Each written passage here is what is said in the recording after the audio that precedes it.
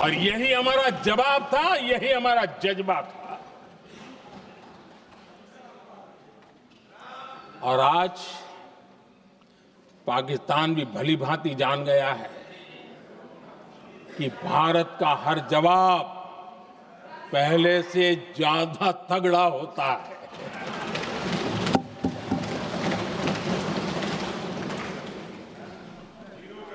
उसे ये भी पता है कि अगर भविष्य में नौबत आई तो भारत आगे कुछ भी कर सकता है।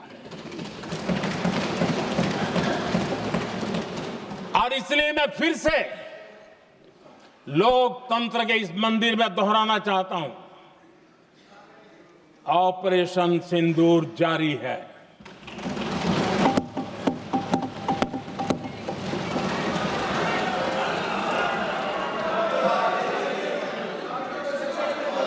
पाकिस्तान ने दुस्साहस की अगर कल्पना की तो उसे करारा जवाब दिया जाएगा।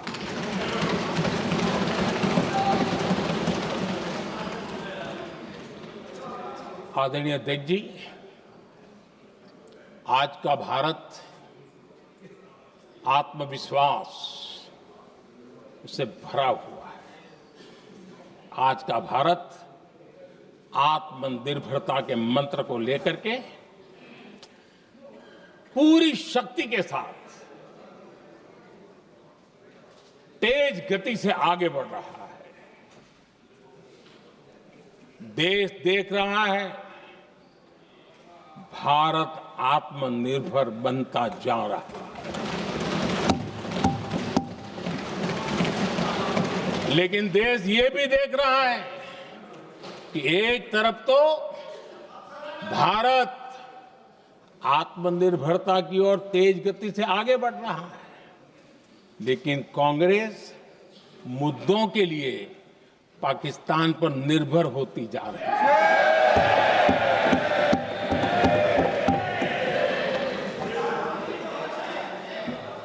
मैं आज पूरा दिन देख रहा था, जो 16 घंटे से जो चर्चा चल रही है, दुर्भाग्य से। प्लीज बैठिए, सब जवाब दे दिया आपका, आप सुनते नहीं, सबका जवाब दे दिया। प्लीज दुर्भाग्य से सुनिए जवाब।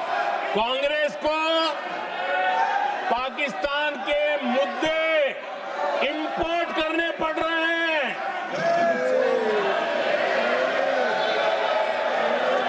आदरणीय अध्यक्ष जी,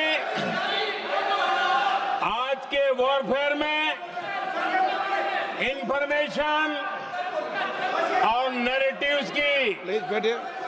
बहुत बड़ी भूमिका है। नैरेटिव घड़ करके, एआई का भी भरपूर उपयोग करके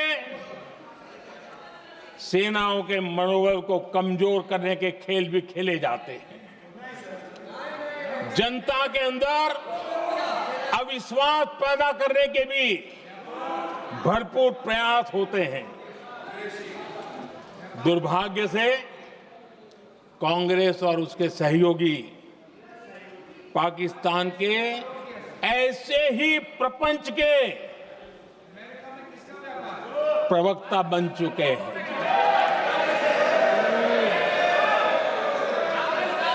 आदरणीय अध्यक्ष जी, देश की सेना ने, आदरणीय अध्यक्ष जी, ये तरीका है देश की सेना ने, बैठिए बैठिए, देश की सेना ने सर्जिकल स्ट्राइक की।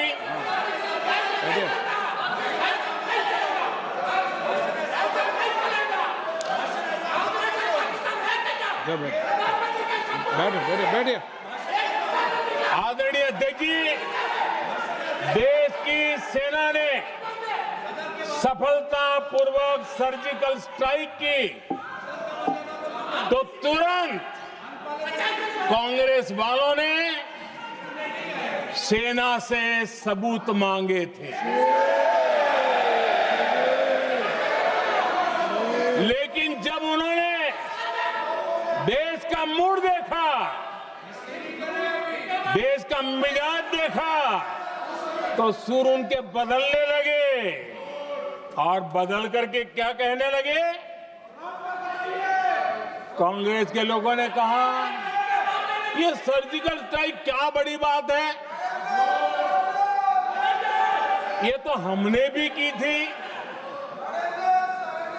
एक ने कहा 3 सर्जिकल स्ट्राइक की थी, दूसरे ने कहा 6 सर्जिकल स्ट्राइक की थी, तीसरे ने कहा 15 सर्जिकल स्ट्राइक की थी। जितना बड़ा नेता उतना बड़ा आंकड़ा चल रहा था।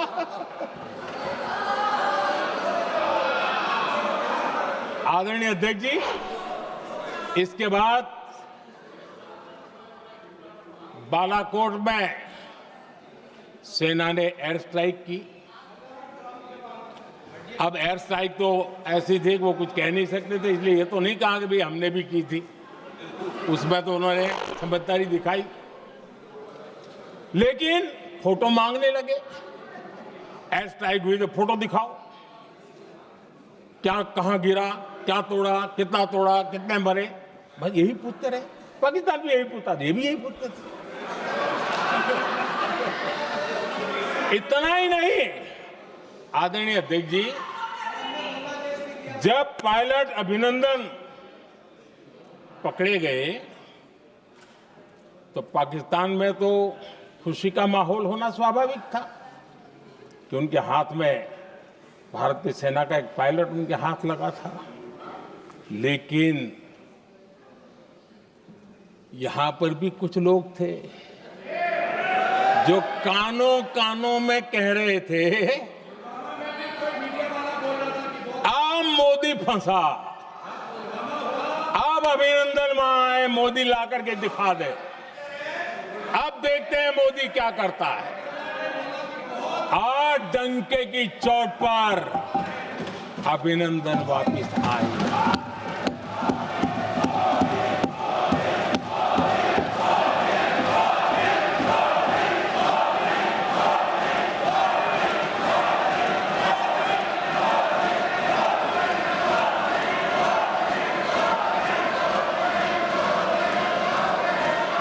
अभिनंदन को ले आए तो इनकी बोलती बंद हो गई।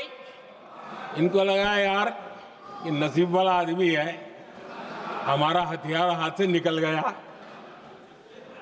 आदरणीय अध्यक्ष जी, पहलगाम हमले के बाद हमारा बीएसएफ का एक जवान पाकिस्तान के कब्जे में गया तो फिर इनको लगा वाह बड़ा मुद्दा हाथ में आ गया है, अब मोदी फंस जाएगा। अब तो मोदी की फजीयत जरूर होगी।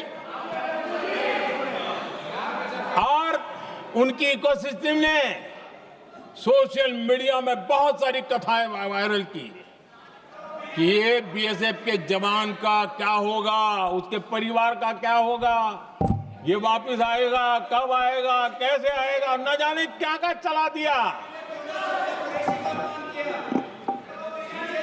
आदरणीय अध्यक्ष जी, बीएसएफ का वो जवान भी आन बान शान के साथ वापस आया।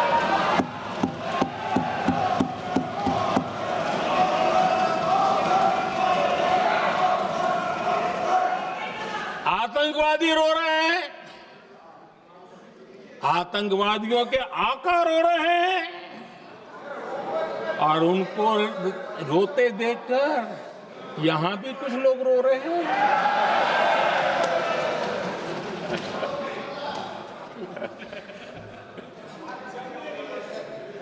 अब देखिए, सर्जिकल स्ट्राइक चल रही थी, उसके बाद उन्होंने एक खेल खेलने की कोशिश की, बात जमी नहीं। एयर स्ट्राइक हुई तो दूसरा खेल खेलने की कोशिश की, वो भी जमी नहीं।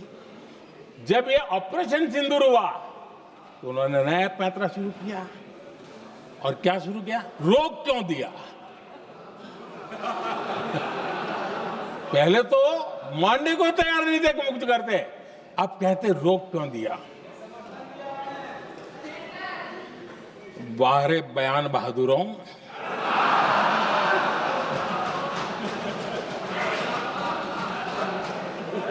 आपको विरोध का कोई न कोई बहाना चाहिए और इसलिए सिर्फ मैं नहीं, पूरा देश आप पर हंस रहा है।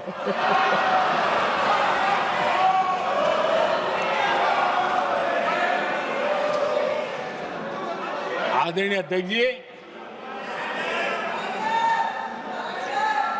सेना का विरोध, सेना के प्रति एक पता नहीं नेगेटिविटी, ये कांग्रेस का पुराना रवैया रहा है। देश ने अभी अभी करगिल विजय दिवस मनाया, लेकिन देश पूरी तरह जानता है कि उनके कार्यकाल में और आज तक करगिल के विजय को कांग्रेस ने अपनाया नहीं। न करगिल विजय दिवस मनाया है, न करगिल विजय का गौरव किया। इतिहास साक्षी है अध्यक्ष जी। जब डोकलाम में सैन्य हमारा शौर्य दिखा रहा था, तब कांग्रेस के नेता चुपके चुपके किससे ब्रीफिंग लेते थे वो सारी दुनिया अब जान गई।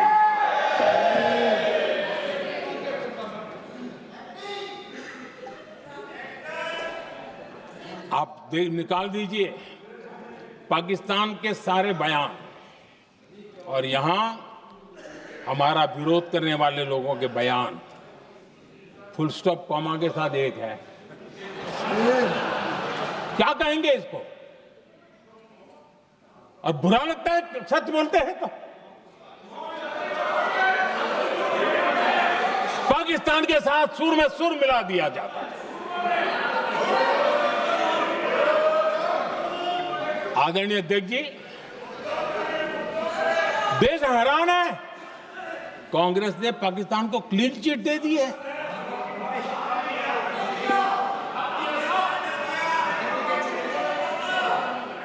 उनकी ये हिम्मत, और इनकी आदत जाती नहीं है, ये हिम्मत कि पहलगाम के आतंकी पाकिस्तानी थे, इसका सबूत दो।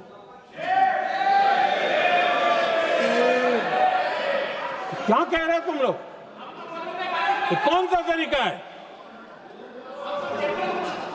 और यही मांग पाकिस्तान कर रहा है जो कांग्रेस कर रही है। और आदरणीय अध्यक्ष जी, आज जब सबूतों की कोई कमी नहीं है, सब कुछ आंखों के सामने दिखता है, तब ये हालत है। अगर ये सबूत ना होते तो क्या करते ये लोग, आप बताइए।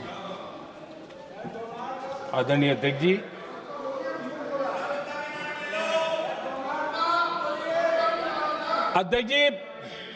ऑपरेशन सिंदूर के एक पार्ट की तरफ तो चर्चा भी बहुत होती है, ध्यान भी जाता है, लेकिन देश के लिए कुछ गौरव की क्षणें होती हैं, ताकत के परिचय होता है, उसकी तरफ भी ध्यान जाना बहुत आकर्षित है। हमारे एयर डिफेंस सिस्टम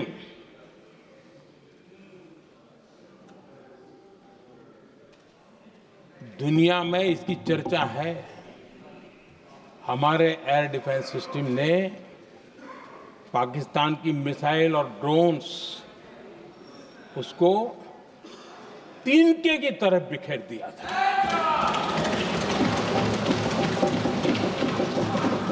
आदरणीय अध्यक्ष जी, मैं एक आंकड़ा आज बताना चाहता हूं, पूरा देश गर्व से भर जाएगा। कुछ लोगों का क्या होगा मैं नहीं जानता, पूरा देश गर्व से भर जाएगा। 9 मई को पाकिस्तान ने करीब 1000 मिसाइलों और आर्म्ड ड्रोन्स के भारत पर बहुत बड़ा हमला करने की कोशिश की। 1000 ये मिसाइलें भारत के किसी भी हिस्से पर गिरती तो वहां भयंकर तबाही मचती, लेकिन 1000 मिसाइल्स और ड्रोन्स को भारत ने आसमान में ही चूर चूर कर दिया।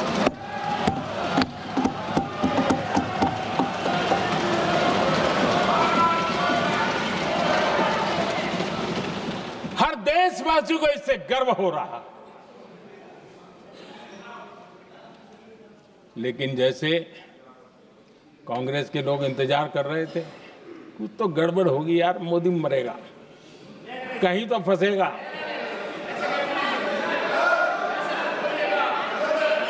पाकिस्तान ने आदमपुर एयरबेस पर हमले का झूठ फैलाया,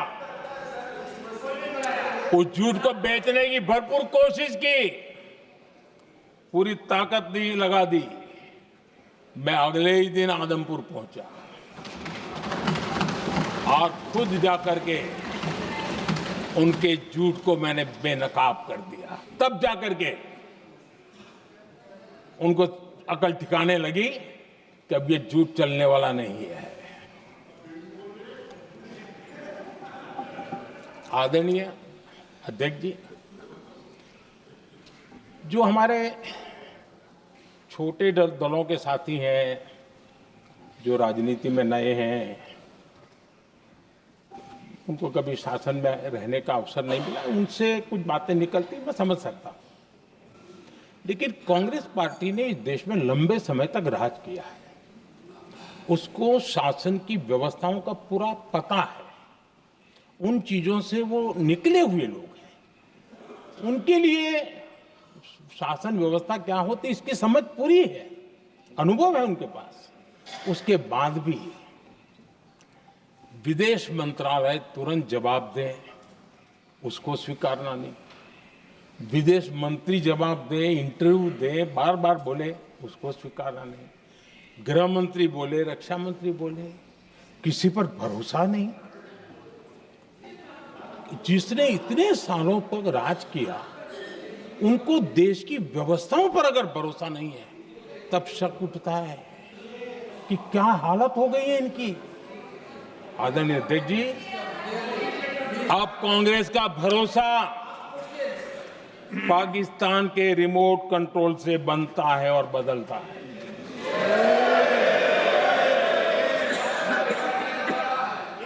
आदरणीय अध्यक्ष जी, एक बिल्कुल कांग्रेस के नए सदस्य, यानी उनको तो क्षमा करनी चाहिए, नए सदस्य को क्या कहेंगे, लेकिन कांग्रेस के आका जो उनको लिख करके देते हैं और उनसे बुलवाते हैं, खुद में हिम्मत नहीं है, उनसे बुलवाते हैं कि ऑपरेशन सिंदूर ये तो तमाशा था, ये आतंकवादियों ने जिन 26 लोगों को मौत के घाट उतारा था ना, उस भयंकर क्रूर घटना पर ये तेजाब छिड़कने वाला पाप है। तमाशा कहते हो? आपकी असहमति हो सकती है, और ये कांग्रेस के नेता बुलवाते हैं।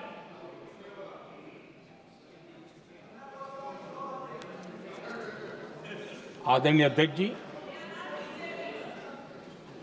पहलगाम के हमलावरों को कल हमारे सुरक्षा बलों ने ऑपरेशन महादेव करके अपने अंजाम तक पहुंचाया।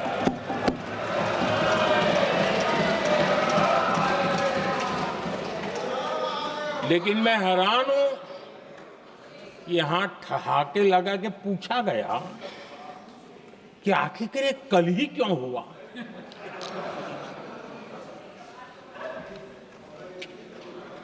अब ये क्या हो गया है मुझे समझ नहीं आ रहा है। क्या ये ऑपरेशन के लिए कोई सावन महीने का सोमवार ढूंढा गया था क्या? क्या हो गया है इन लोगों को? हताशा, निराशा इस हद तक।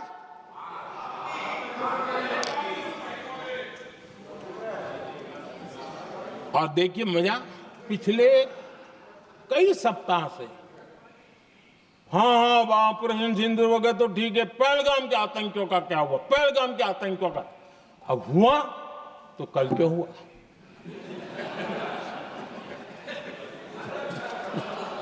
और कल ही क्यों हुआ?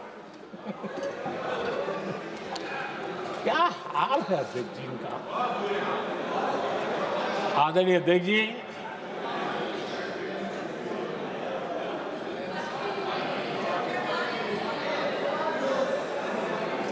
आदरणीय अध्यक्ष जी, शास्त्रों में कहा गया है, हमारे शास्त्रों में कहा गया है, शस्त्रेण रक्षिते राष्ट्रे, शस्त्रेण रक्षिते राष्ट्रे शास्त्र चर्चा प्रवर्तते। अर्थात जब राष्ट्र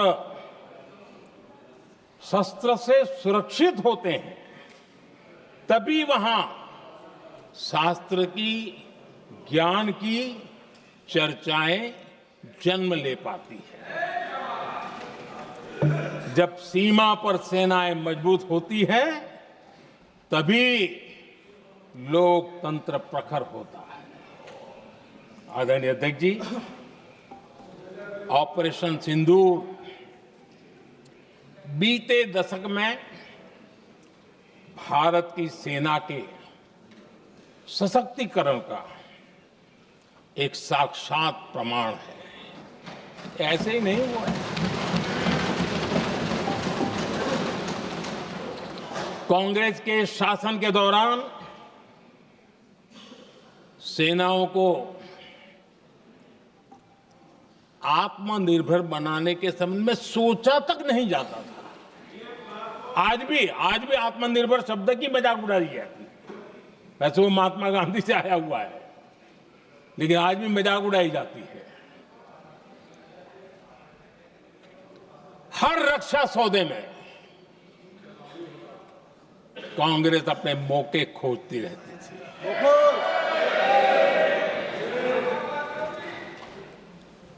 छोटे छोटे हथियारों को लिए विदेशों पर निर्भरता, ये इनका कार्यकाल रहा है।